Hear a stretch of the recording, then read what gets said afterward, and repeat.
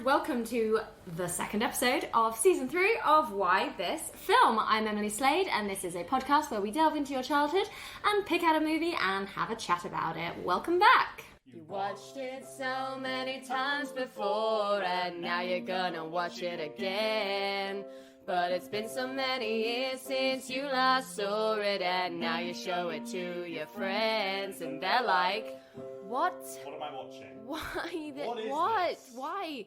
Why this film? And I'm joined today by Ryan Brannon. Hello! Hello. Oh, this is your, I believe, I did work it out, I think it's like your 5th time.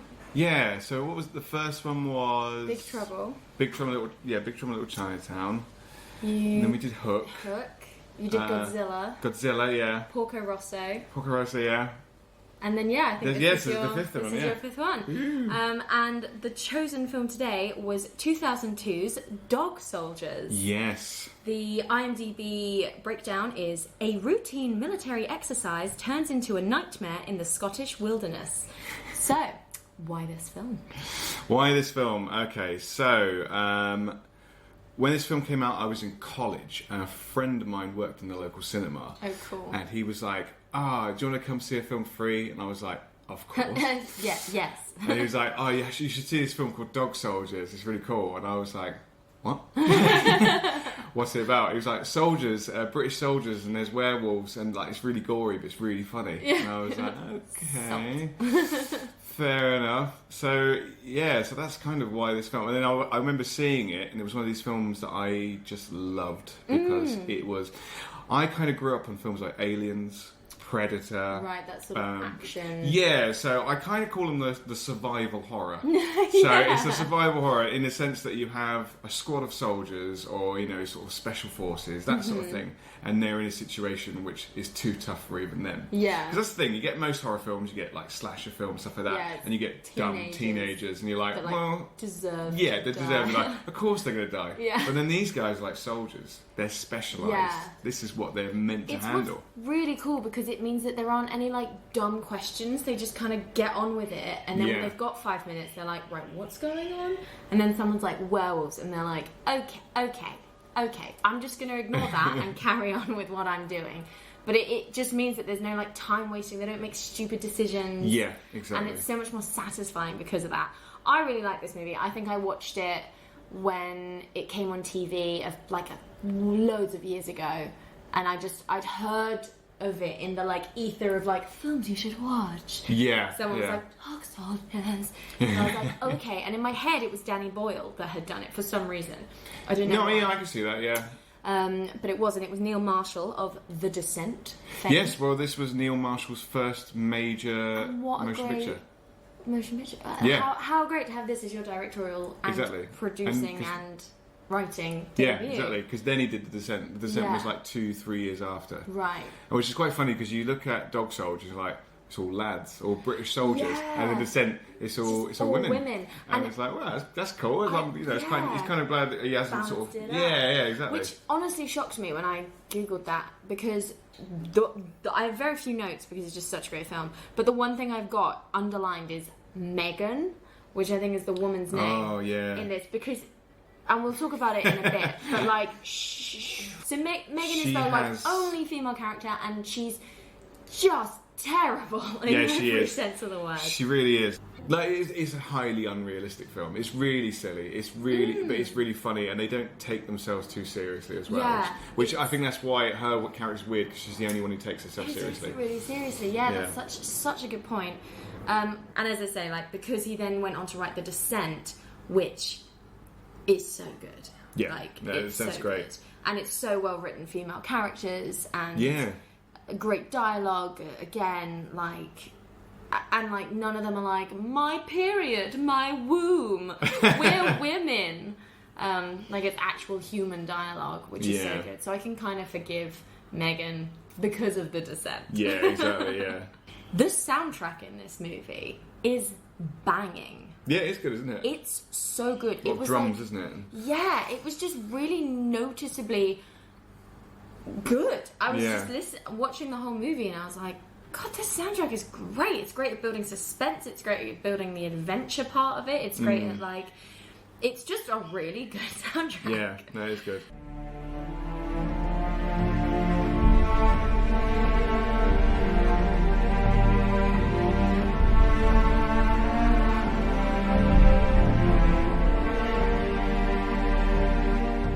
I suppose we should start from the start, really.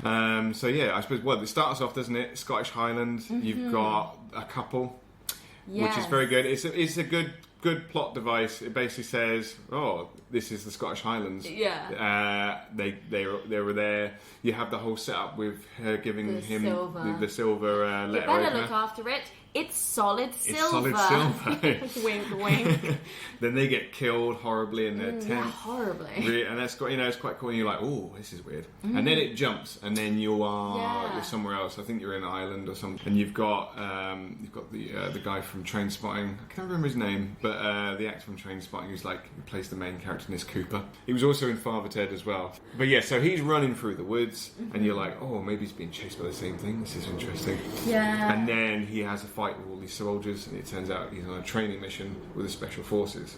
And then the Onion Knight from Game of Thrones, also is Davos. the dad from The Little Princess. Yes, Liam Looking Cunningham. More like the dad from he's in transition between dad from The Little Princess to Davos at this point in his when was career. Little Princess? Mid-90s? Yeah, late 90s? Early 90s. Yeah, so this is not long after that.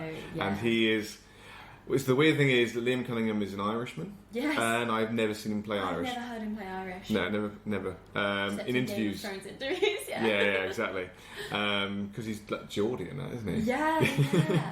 Oh, so you got him who comes along, Captain Ryan, and he's like, "Oh, you're top of the class, Cooper. Well done. Well done, Private Cooper." And in his requirement to carry on being in the team is to kill a dog. To kill a fucking dog. Which is weird. I was like, maybe this has a weird link to the werewolf aspect. Yeah, that's but what I I thought. don't think it does. No, there's that little bit it's later on. It's just him being, hello audience, I'm a sadist. Yeah. You're not meant to like me. Yeah, And I'm your that was typical bad villain. enough, trying to get him to kill the dog. That character could have been played by Alan Rickman or Jeremy Irons. Oh yeah, yeah.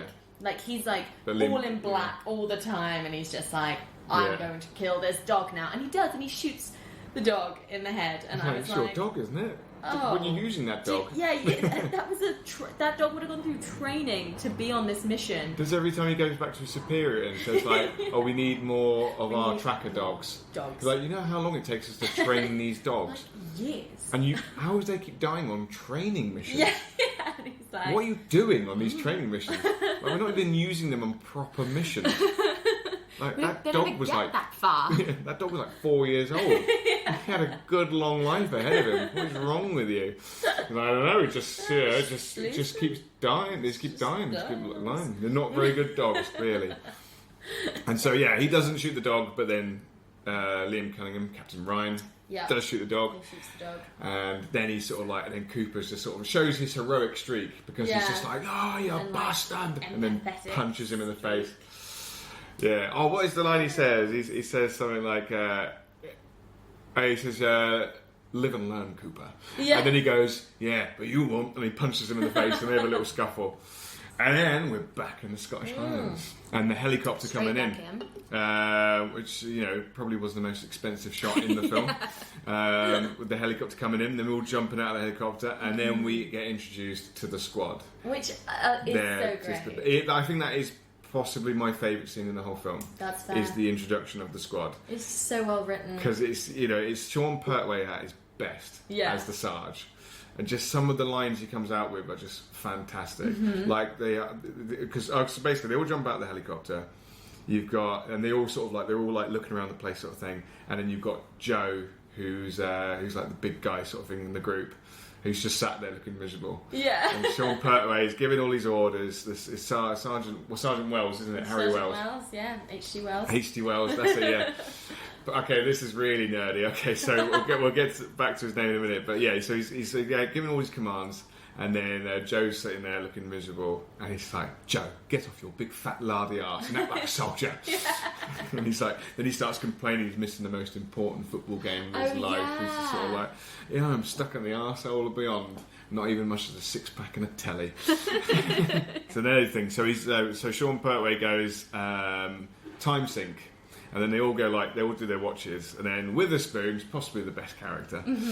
Just goes, oh bollocks, left me watch at the barracks, and he's like, oh, is it stop for a moment, son? You'll live a bit longer. And he goes over and then gives him his watch, and he's like, which I just love because he says, he goes, just because it's shiny and new doesn't mean it's worth shit. I want it back by the end of this training exercise.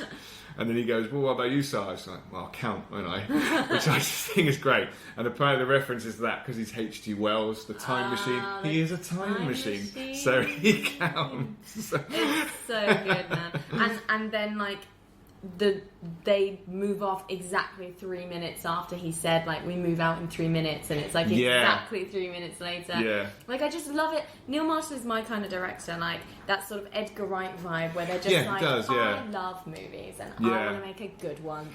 Because the film he did after The Descent was Doomsday, which I also watched recently. Okay. I don't know if you've watched that one. No, I haven't seen that. It's on Netflix. Oh, give amazing. it a watch. I will. It's extremely gory. Amazing. Like, it's possibly the goriest film I've seen in a long while. Really? It's even gorier than Dog Soldiers, which is already pretty gory. Very gory. I'd forgotten how gory it was. Yeah. And we're about to get to it, but I was watching it up at the dining room table on my laptop this morning, and my mum and my dad are like sat there with their poached eggs, and I've got my headphones in, and as the squad move out from the scene that we've just mentioned, they're sat around the campfire. Another great scene.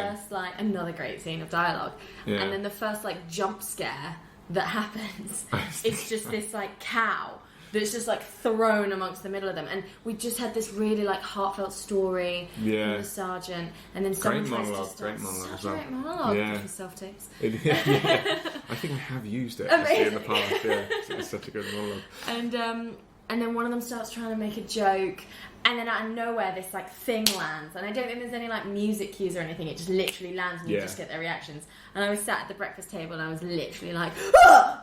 I think Witherspoon's telling the joke, isn't he? And he's just kind of so this bloke walks into a bar. He's got a little dog under his arm. He puts the dog on the bar, and the bartender says, "What are you doing with the dog in the bar?" And the dog, and to his surprise, the dog turns around, and then the cow lands. And this film Off by Heart is very impressive. It's because I saw it a lot when I was younger. Yeah, that's fair. So it gets in there. So yeah, obviously after that bit they go to the campfire. They see the cow. It's important to remember that they're all on a training exercise, so they all have blanks. So their mission is that they're basically doing a training exercise against special forces. So it's the special forces who are training. And they've sent out just some army grunts, basically to test the special forces' abilities. So they believe. Yeah. But that is not the case, no. Because the real reason they are out there is werewolves. Werewolves. And that is their next encounter when they come across the special forces camp that has been ransacked. Wrecked. And that is where they find an injured Captain Ryan. Injured, on the verge of death.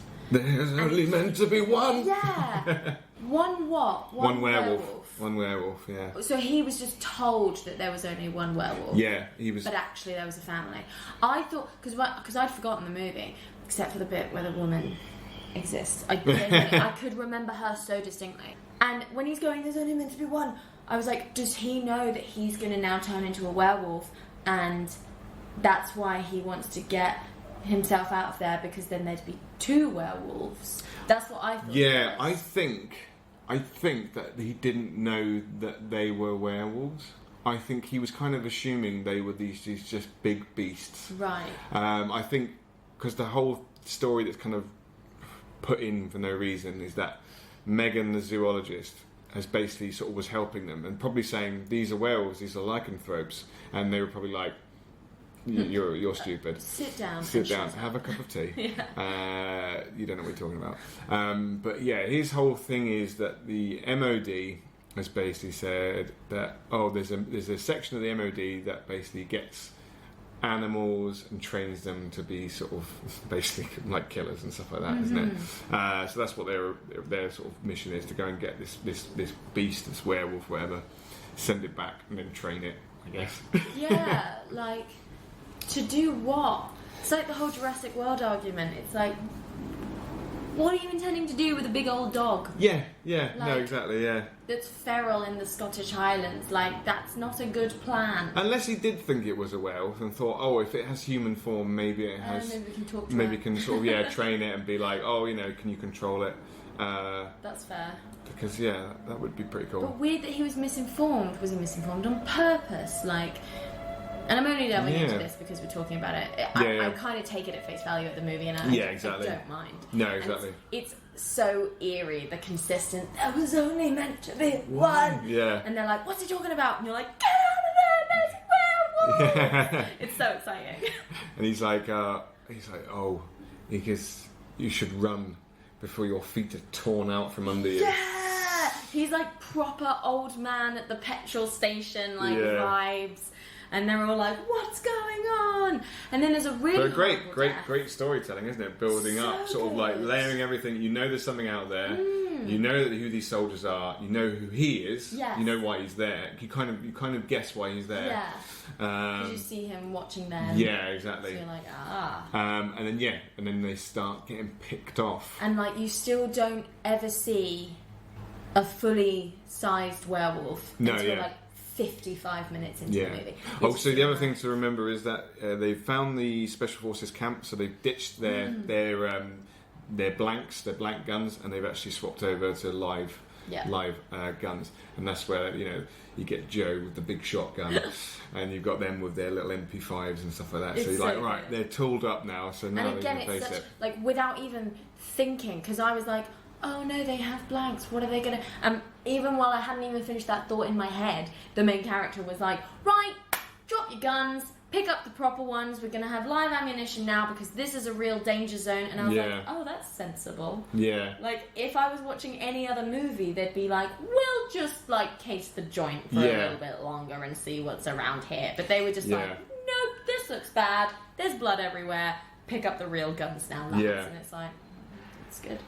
Well, it's like the whole thing when the cow dies, and then and Sean Pertway's like, well, this cow didn't commit suicide. Yeah. And he's like, let's follow the trail. And I think Cooper said it's like looking for trouble, Sarge. He's like, no, Coop, just looking. Just looking.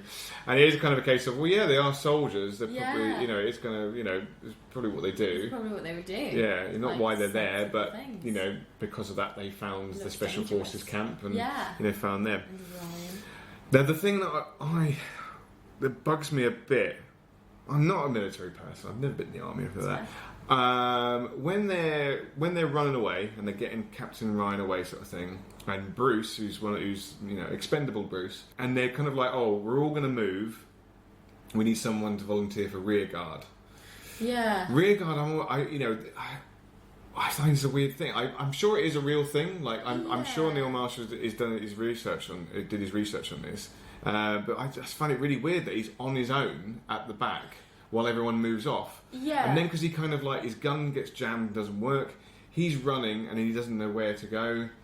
And then he ends up running into a tree. And getting impaled on a tree. I saw it, and before my brain was like, oh, that's gross, it was mainly like, how did you manage that? Yeah. Like, how did you run at that tree with such full force and not see it in order to impale yourself? I mean, it must happen. I'm not saying that it doesn't happen, and we're all squishy down there, so like, if you avoid enough ribs, or maybe they'll broke through some ribs. Yeah. But I was just like, and I was like, this is a movie about werewolves, and you got killed by a tree. But then you see him sort of look over, don't you? And you see the reflection in his eye, and then the tree gets slammed, he does get like eaten by a werewolf. But... So apparently, for budgetary constraints, that is the reason he ran into a tree, because they couldn't afford what they was written. Oh yeah. So what was written was that he was actually cornered against a cliff, and then was sliced across his chest, and then falls off the cliff. Right. But budgetary restraints.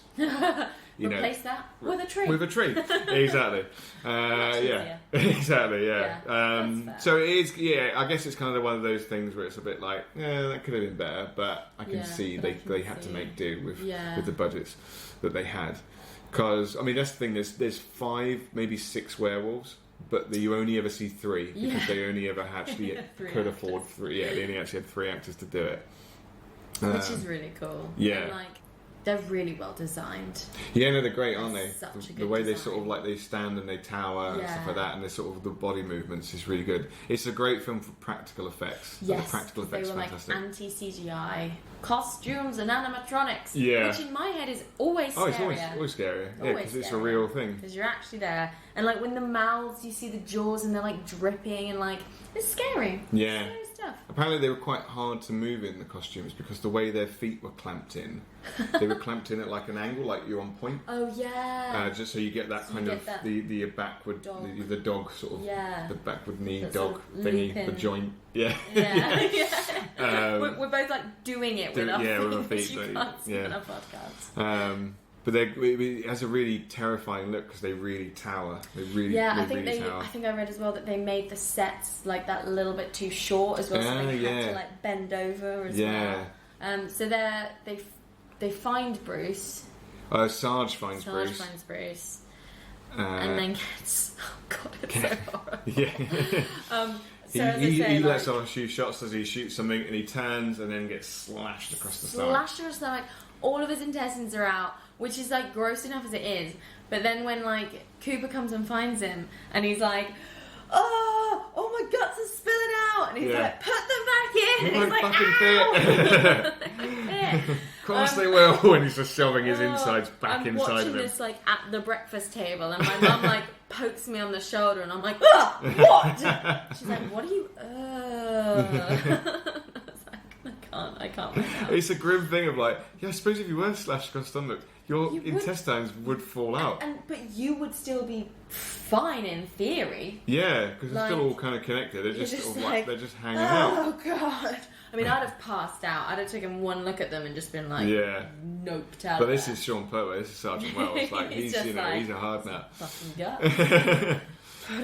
But yeah, then they're running through the woods. That's a really cool scene where they're all like, it's like that bit for me is the proper military manoeuvres bit where they're moving.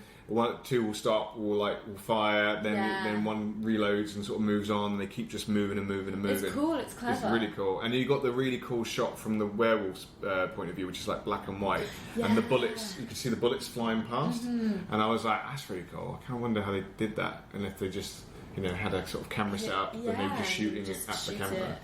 It's kind of, or if it was like a lighting effect somehow. Yeah, exactly. It's really clever. But it looks really cool. Neil Marshall trait from both The Descent and Dog Soldiers, he does this. The idea of the military pack versus the like werewolf pack, and how both of them work as a team together to hunt. And with The Descent, it was the reflection of her family. There's like a mum monster, a dad monster, and a baby monster. Yeah, of course, yeah. And she's lost her husband and child. Yeah. That's a whole thing. So he likes these sort of, we are the true monsters kind of vibes, which I'm all about. Mirroring reality, yeah. No, So I get that. That's really cool. So they're manoeuvring, and the werewolves are manoeuvring, and is that when our best friend That's when Megan comes up. in. Meg, shut up, Meg. Shut up, Meg. Meg, who let you into this film?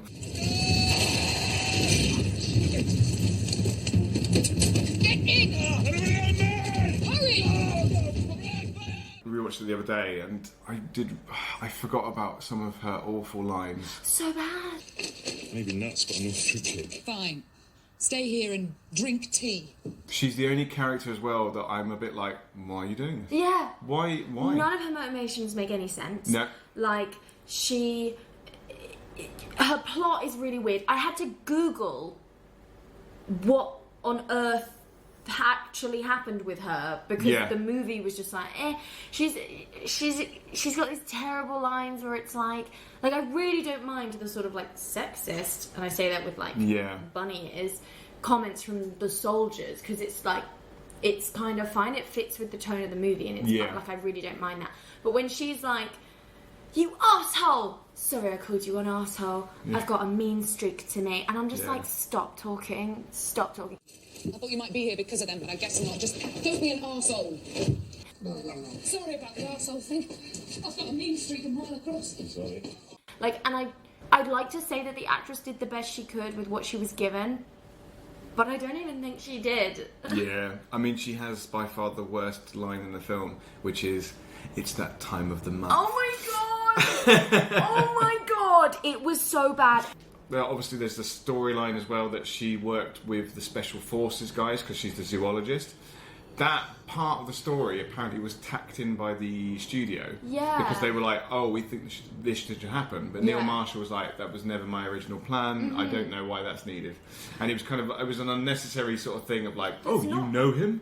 But it's not even really explained. Like, they have a lot of furtive glances when they first meet each other.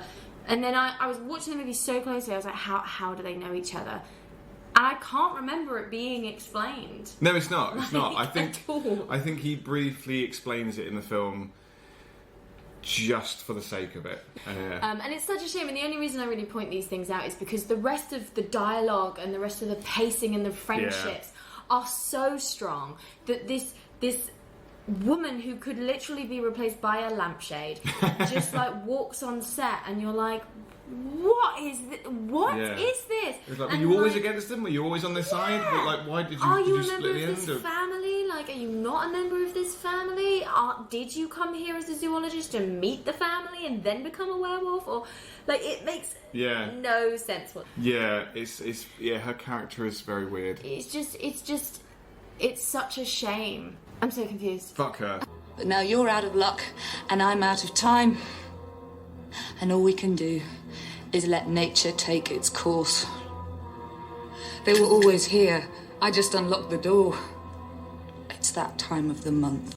The thing I really like about this film is when, like, there's a bit at the end, it's jumping a little bit, but whenever they're getting attacked or anything's coming through windows or doors or anything like that, like, they're just kind of throwing stuff and hitting it. And, like, Cooper especially, he's always just like, fuck off! Yeah. Like, fuck off! Which is so true. I watched the Hunger Games, just a little bit of a tangent. I watched the first Hunger Games yesterday for the first time in ages, and I was thinking, like, Katniss Everdeen is, like, tussling with, like, the tribute from District 2 on the ground, and I'm looking at them. You can see Jennifer Lawrence almost wants to be like, get the fucking fuck off me! Oh my God! You're touching and I was me. honestly watching it, thinking like, I would be swearing a lot more in this scenario. It's great. Yeah. But yeah, so they get to the farmhouse where we set the main stage. Which is really cool. It's really cool that then it's sort of like a escape from the farmhouse. Like, we're trapped in the farmhouse now, we've got a base. So but very shortly after they arrive there, Megan says a line where she's like... She says, like, I know how to kill Oh, yeah. And she gets cut off by Cooper. And then just sort of stroppily sits on the stairs. And yeah, she never ever brings it up ever again. And I was like... That's when I first was like... I hate you. What is this? What is this writing? What is this characterization? What is this acting? Like, what is this? What is you? What is you? It was so shit horror movie. And it didn't belong in this film. Yeah, no, exactly. But they go in, don't they? And they like kind of like, right, we're going to set up base here. There's food cooking on the stove. Yeah, it's like they've like just left. Yeah. There's like. So the thing is here, did you notice that they start dishing out the broth and they start eating it, and he's like, what is it? And he's like, oh, I'm not sure. It tastes like pork. I don't get it.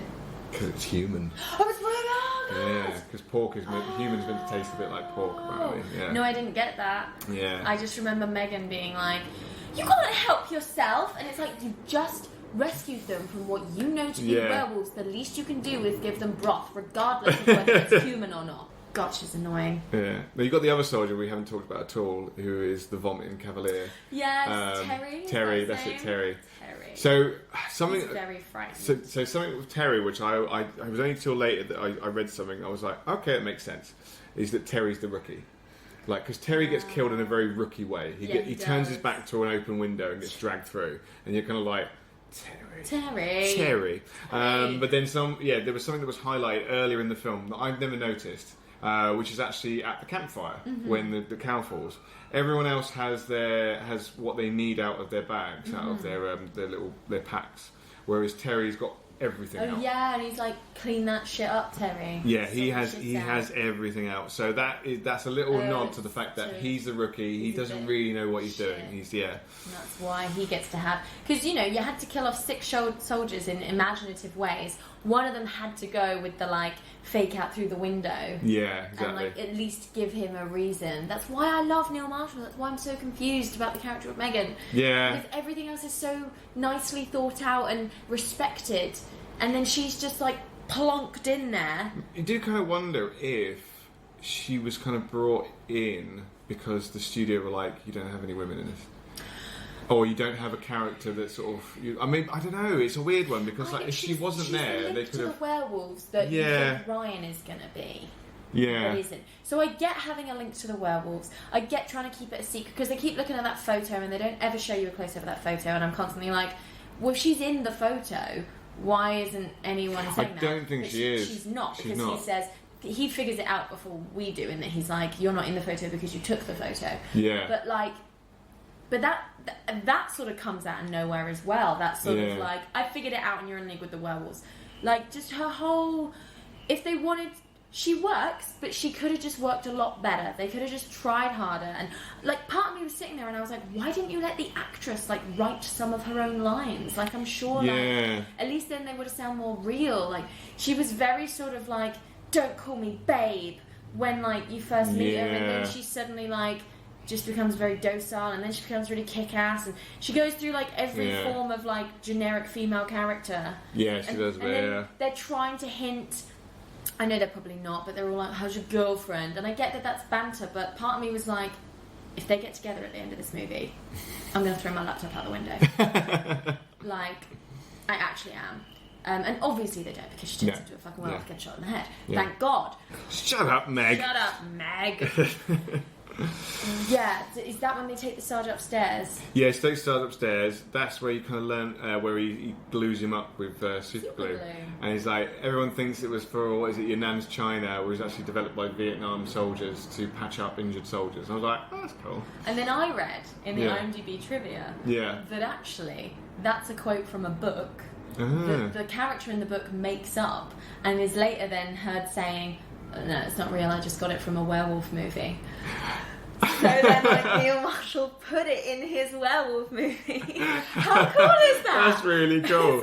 So it's not true, because I fully believed that. I was like, that makes sense. I suppose it kind of works. I mean, it probably wasn't developed for Vietnam soldiers, but it probably works, because let's face it, you know, the one thing that always gets stuck to each other is your fingers when you use super glue, so it kind of makes sense that that's like a good temporary fix. And I would try it if I'm ever in the apocalypse. If your guts are ever falling out. Yeah. They leave him upstairs to have a bit of a nap while his intestines get settled with the glue. Oh yeah, we've got, didn't we? They get to the house, they have a look around and realise the core is secure, and then they're like, oh no, we shouldn't stay here, we need to get to the nearest town. And they're like, right, everyone back in the car. Oh, yeah. They go out to the car, and the car has been torn to pieces by the werewolves. You can't hear anything. You just and they've only been in the house for like 5 minutes. Yeah, exactly. They step straight back out, and the car is ripped to shreds. Yeah. And it's just, and he's holding like a flare, so it looks really cool. It's like fizzing, and everything's red, and like you can hear the growling off screen. Off screen. and he's like, don't look at him. No, it's really cool, really cool. And then they go in. The car gets blown up. Because it has to be, because there's like werewolves around, and they like blow up the car to distract them and get back in the house. And then, of course, the first thing we get is, that was my car! Yeah. Shut up! Shut up, Meg! There are werewolves! God damn it, Meg! Oh my God! Shut up, Meg! Who let you in this film? Who let you in this film? Oh my God! Then the power goes out, and that's when they have the first proper attack from the werewolves. Then you got the great sort of fight where they're trying to block doors. You got the cool bit where Cooper slides towards the door, like kicks the door closed, and with the spoons like sort of hitting hammers in the door, and the hand comes through, and he just goes da-da-da-da-da-da-da. It's like banging the hand. And then of course you hear the window smash upstairs. And then Cooper runs upstairs like, Sarge, and that's when you see the werewolf for the first time, and it's there towering over the bed. Oh, it's so frightening. And then the other one comes through the other window, and he's pulling Cooper, and then you got him throwing books, and he's just kind of like, fuck off! Fuck off! And I think he kicks it in the head, doesn't he? And he falls through there. And then we realise that their biggest weakness is they don't like being taken their photograph. Not a fan of the selfie. Not a fan of the selfie. Not especially not with flash. They're very much like I like natural lighting. No flash. And that's Megan's choice of weapon, where she kind of just sort of like she holds it up and then she does it in like a sort of bitchy way. Neil, sort of like one-handed. Yeah. I mean, that's probably one of the funniest bits as well, is when one's coming through the window and the camera just pops around the window frame and just goes, and the werewolf's like, Dogs. More like pussies.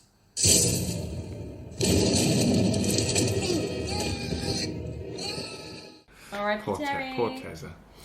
And they're like, we need to go get him. And Captain Ryan's like, you know he's already dead. I'm so glad that they did that, because part of me was like, do not go out and find him. Well, the sad thing is that he's not. He's not dead. He's still alive that whole time.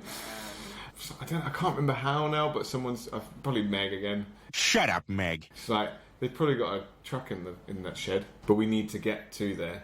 So that's when we need a distraction. We need something fast and loud. And Witherspoon's like, what? So then he jumps out the window, doesn't he? Come ever go if you think you've had enough. He hotwires the car, but not before. Seeing Terry getting finished off like he's still alive, and he does the reach out with his injured paw, his hand. He's not a werewolf. He reaches out with his hand, and the werewolf bites his throat all the way down to the bone, twists his head off, and then throws it at the car. And then poor Joe drives out, gets to the front of the house. And they're all starting to get to the door to sort of get ready to go. And Joe sat in the car and he got the breath.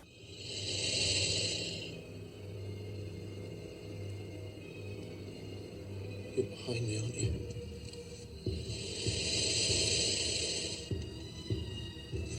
I'm gonna vomit on you!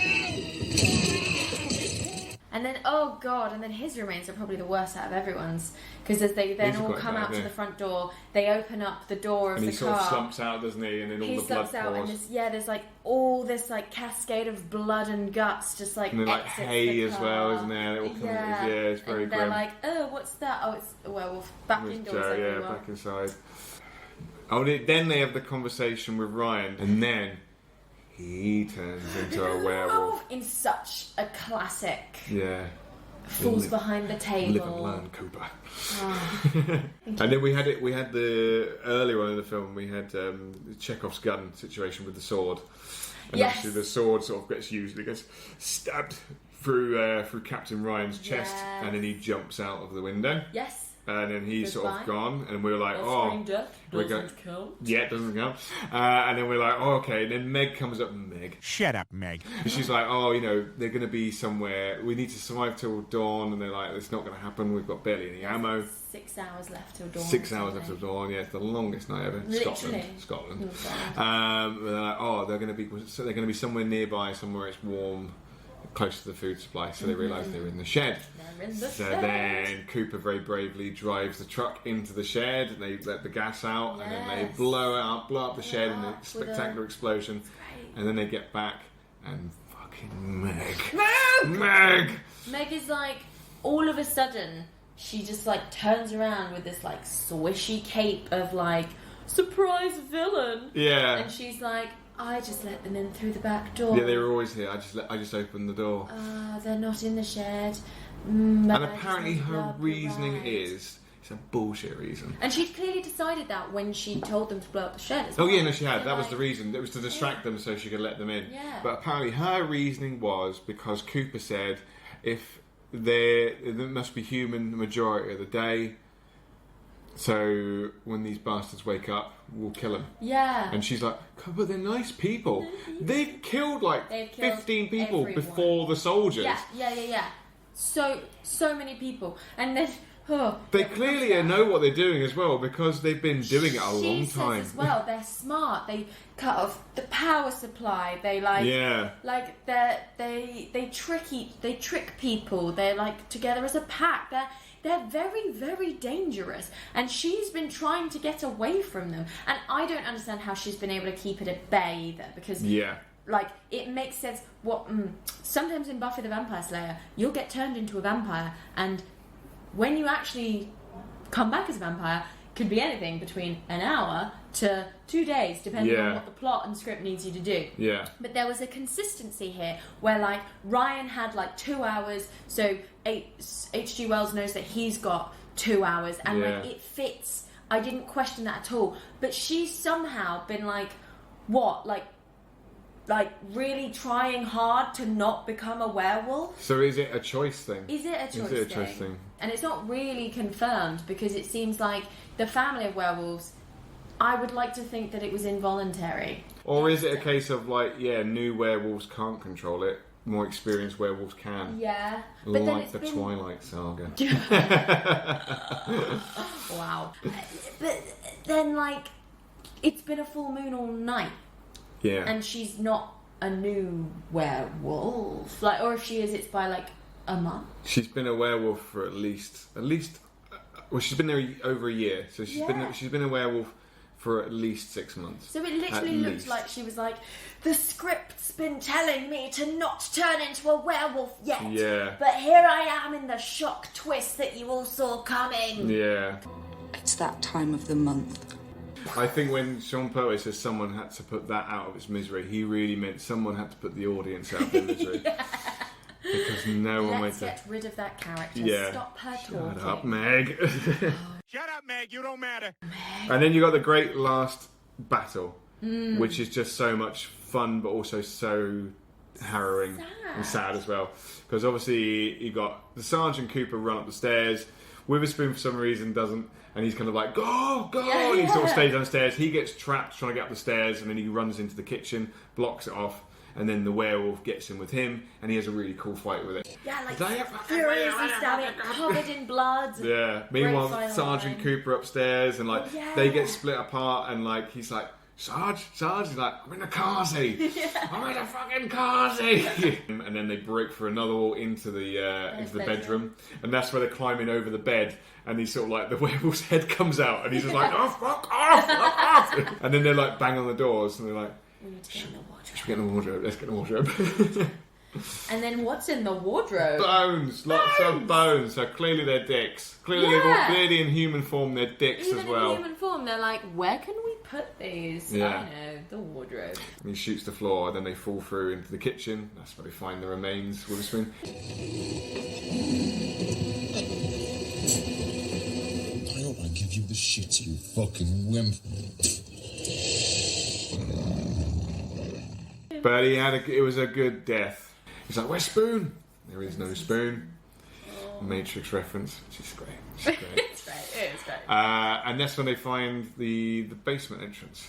And he's like, get in there. And then that's when Wells Sarge starts turning into a werewolf. Yes. And he's like, oh, and he's like, get in there. And then he gets in there with the dog. Great little sequence now where And they he's like push left each in the other. And he's like, kitchen. yeah, oh yeah. He gets And out the just- picture of his wife, doesn't he? Oh, Neil Marhsalls' sister. Oh, is it? Yeah. Oh, that's cool. I like that. Because that's the thing earlier on, they're all talking about their fears. Yes. Like Cooper's fear is spiders and women. Yeah. Spider women. And then and then they says like, what's the Sarge's fear? It's like, oh no, Sarge Sarge's not scared of anything. So I don't know about that. Was it? Never getting back to my wife. Yeah. Scared the shit out of me.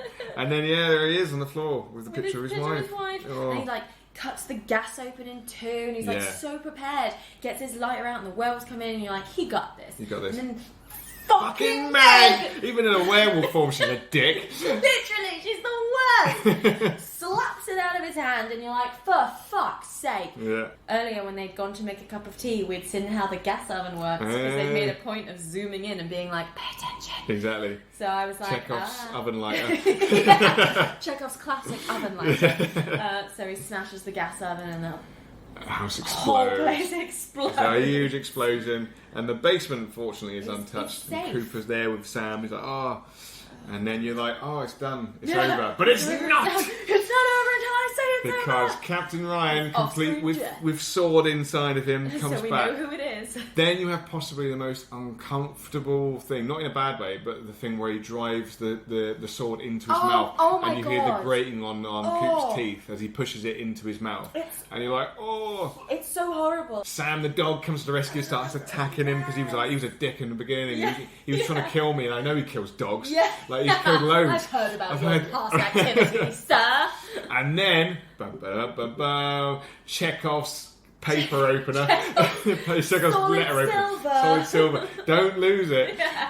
For some reason, obviously they kill people and then they eat them, and then also they rob them. Why they took the letter opener? Surely they couldn't touch it, or they wanted to, because also there's a line earlier that Meg says where she's like, no self-respecting werewolf would have silver in the house, which is why they can't find any silver. Like, maybe it's not a fact that they steal stuff. Maybe they're just literally looting everything so there's no trace. Maybe that's it. Which kind of, because they're kind of hanging them up to sort of like smoke them, like you would have. Which kind of makes me think, when the special forces first went out there, and when all these hikers and stuff like that have been disappearing, they've been like, "Come on, live around here. There's a farm. Should we go talk to them?" And they go, "Can we have a look around?" What's down here? What's down here? Why have you got bones in your wardrobe? Why are there What is wrong with you? props from Event Horizon hanging up in your basement? Yeah. Also, when in your shed and you've got like a nest. Yeah. I mean, is that? Are you Is that a breeding Scottish something? thing? Yeah. Like... Also, what is your trade? Like, what do you eat? Yeah. Apparently, the nearest town is 4 hours away. How do you get You don't food? have a farm here. All you have is a border collie. And then Meg walks in. Who's this chick? Oh, she lives on her own in another house. Why? What?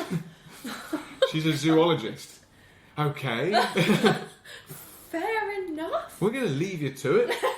But if you hear any more hikers that get murdered, just let us know. Let us know. Well, we can't because we don't have a phone. I was going to say, like... That's one thing that Meg actually says, which helps. Which makes sense. It makes sense. Is that she was like, "Oh, this family have lived in this glen for like hundreds of years or something. Okay. They've lived here." So obviously they're probably a bit incestuous, I imagine. Yeah, I guess they kind of have to be. Maybe that's why they were like, Meg, you're one of us now. Because we have a son.